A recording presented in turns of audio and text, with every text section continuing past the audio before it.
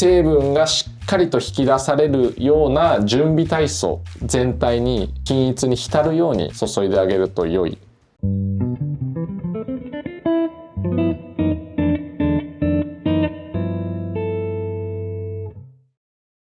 はい、どうも、コーヒーに愛された男風です。じゃあ2本目、はい、いきますか。ちゃんと残業つけといてね。わかりました。ありがとうございます。はい、うちブラックじゃないから。いや、こういうこと言うとブラックっぽく聞こえちゃうけどじゃあね、俺がさ来週からほぼ1ヶ月ぐらい会社に来れないじゃん。海外出張でほぼ 3,4 週間いなくなっちゃうんで、YouTube が全く撮れないので、はい、今日もう夜遅くなってきてますけど。そうなんです。はい、そうなんです。もう真っ暗ですよ。本当っすね。はい、すいません本当にじゃあ今日は何の話をします？質問がある。質問がある。片言怖っ。突然片言になってるんだけど間違えましたそんな間違い方あんだ。はい、はい、質問がありまして、はい、蒸らしって何ですか？蒸らしって何ですかいやでも確かに、蒸らしって何ですかって確かに思うかもね。まあ俺もなんかこうですって、まあ、今から言うかもしれないけど、まあ確かに難しい。なんかこれあれなんですよ。まあ結論、俺の中で蒸らしっていうのは、まあ最初にこのドリップする時に注いだ時にさ、注いだことを蒸らしって言うと思うの。まあ俺の場合1投目とも言うんだけど、はい、なんか蒸らしとも言う。まあ蒸らしっていう作業自体はその成分をなんか柔らかくする成分とか組織、はい、粉をふやかしてあげて、でその後2投目以降の抽出、まあ、お湯を注いだ時に成分が溶け出しやすくなるようにしておく準備体操みたいなイメージ。それは、多ければダメなんですか？あー、それすごいいい質問だね。なんかそれこそ今その昨日今日明日ってトレーニングしてるんですけど、有名なトップバリスタさんを彼との今検証中でもあって、蒸らしは何グラムが適切なのか、まあ、蒸らしというか、まあ、1投目は何グラムが適切なんだろうみたいな検証もしてたの。でもっと言うと46メソッドの1投目と同じ考え方だなって思って、その検証した時にでそのやっぱ46メソッドに立ち返っちゃうんだけどさ、少ないとやっぱ甘みが強くなるね。酸が少なくなる。で多ければ多いほどやっぱめっちゃ酸味強くなる。これはもう揺るがないかもしれない。だから、まあ、結論じゃあどうしたらいいのっていうのはもう豆に合わせるしかないんだけど、俺個人的にハマってる入れ方でいうと、使ってる粉の2倍までの量に抑えるといい塩梅になる。なるほど。そうだから 15g 使って普段コーヒー入れてるよっていう人は最初の蒸らしは 30g ぐらいにしとくと、まあ、基本的にはバランスいいね。で逆に少なすぎてもあんまり良くないと思う。なるほど。なんかその抽出効率が悪くなんだよね。さっき言ったふやかせないから、2投目以降の成分の出方がちょっとぎこちなくなっちゃう。なので出来上がった味がちょっとぼやけるんだよね。そんなイメージ。確かに少なすぎるとお湯がちょっとかからない部分が出てきちゃったりしますもんね。なのでまあ個人的には2から 2.5 倍ぐらいのお湯を使うのがまあこれ一般論で言えばいいと思う。バランス良い蒸らしになってそうだなって思うね。そうなんだよ。面白い。蒸らし1個とっても。でその俺さ46メソッドをねその普及し始めた、まあもうそれこそ10年前っすよ。蒸らしってやらないんですかってめっちゃ言われたの。ほう。すごくない？なんかその感覚ないでしょ？ないですね。だって1投目注いでるじゃん。はい。蒸らしてるじゃん。はい。でもあれ蒸らしっていう表現を使わなかったから蒸らさないんですかってめっちゃ言われたの。多分ね100回以上は聞かれてる。そんなにですか？そう。ほぼ全てのセミナーでなんで蒸らさないのみたいな。で俺はブルーミングとか蒸らしとかっていうワードを使わずに、1投目はって言ってその説明してたからか蒸らさないんですねってめっちゃ言われた。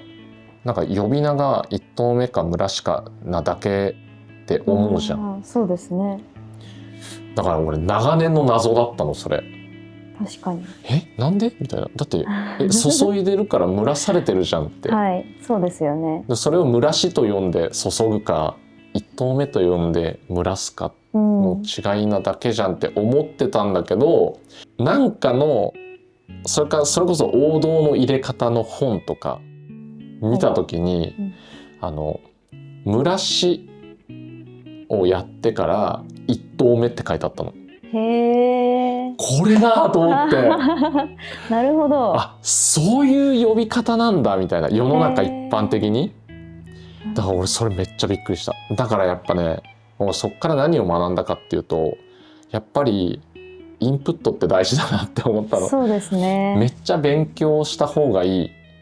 最近のセオリーだけじゃなくて、今までのコーヒー業界の、先輩たちが作ってきた入れ方の情報とか呼び名だったりとか、そういうのを知っとくって本当大事なんだなって。確かに。マジで俺ずっと分かんなくて、何年も混乱してたね。いやだって蒸らしてるじゃんみたいなそうですよね。これを蒸らしって呼んだらじゃあ納得するのみたいな、はい、そういうことじゃなかった。だから共通言語がずれてるっていうね。そういうことですね。そう、それすごいいい学びだったな。だから人に教えるっていいことだなって思った。はい。ちょっと話ずれちゃったけど、でも蒸らしっていうのはそういうことなんですよ結局。なのでやっぱ最初の蒸らしっていうのは、その後の中湯の時に成分がしっかりと引き出されるような準備体操、俺らでいう屈伸とか、本当に準備体操みたいなもんで、だから全体に均一に浸るようになんか優しく注いであげると良いんですよ。でこの時のお湯の温度っていうのも結構俺は大事だなって思ってて、浸透していってほしい、けどそこでなんかいっぱい抽出させたくない、成分を溶け出させたくないんですよ、そんな言うほど。ただ準備体操させたいから、例えば深入りのコーヒーを使う時に95度とかみたいなさ、結構高い温度のやつ使うとカラカラになってるじゃん深入りって。そうですね。だからお湯の浸透速度がめっちゃ速い、乾いた砂に水やるとファっていくのと一緒で、深入りにお湯の温度高いのを入れちゃうと一気にブワって浸透して成分がブワって出てきちゃうから、なんか渋みえぐみがめちゃくちゃ出やすくなる。なのでやっぱ85度とかそういうちょっと低い温度にして蒸らしをしてあげるっていうのはすごく大事。逆に浅入りだったらそれだと、特に浅入りだとそういう温度低い温度でお湯で蒸らしちゃうと、浅入りってお湯が浸透していきにくいで、組織も硬い、火があんまり入ってないから、なので成分溶け出しにくいんですよ。だからしっかり蒸らしをしてあげる必要があって、そこで柔軟運動させてその後の成分が出やすい、なんかこうリラックスさせてあげる感じ、この浅入りに。ほんでめっちゃ気持ちいいってなってからしっかりとお湯をかけてあげれば OK ですって言って、その成分をバーって出してくれるんですよ。だから浅入りの時の蒸らしっていうのを温度低くしちゃうと、その後成分があんまり出てこなくなっちゃって、でここで基本原理として成分って酸味から出てきて次甘みが出てきてみたいな流れがあるんだけど、浅煎りで温度低くして蒸らしをちゃんとできてないと酸っぱいコーヒーができやすい。甘みまで出てこない。そう、なのでしっかり90度以上のお湯を使って、で2から 2.5 倍ぐらいのお湯で適切な量蒸らしをしてあげると美味しくなると思うね。なのでなんか自分のコーヒーがなんか酸っぱいなとかって思う人は、その蒸らしもしかしたらちょっと量が多いのか、もしくは適切な温度になってないのか、っていうところを一回疑ってみるといいかもしれないですね。はい。どうですか？ OK？ 完璧です。本当に？じゃあちょっと後で試してみようか。はい。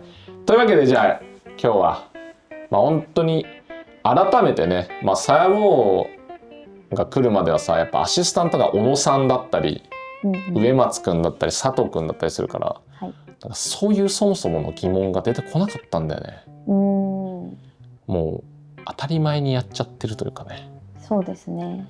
なのでちょっとこれからも、一般の方目線の、質問をどんどん、あとはその質問してもらえればね、コメントでそうですね、それをなんかサヤボーが拾い上げるかもしれないので、ぜひコメントでいただければなと思いますので、これからもよろしくお願いします。じゃあ今日はこんなところですかね。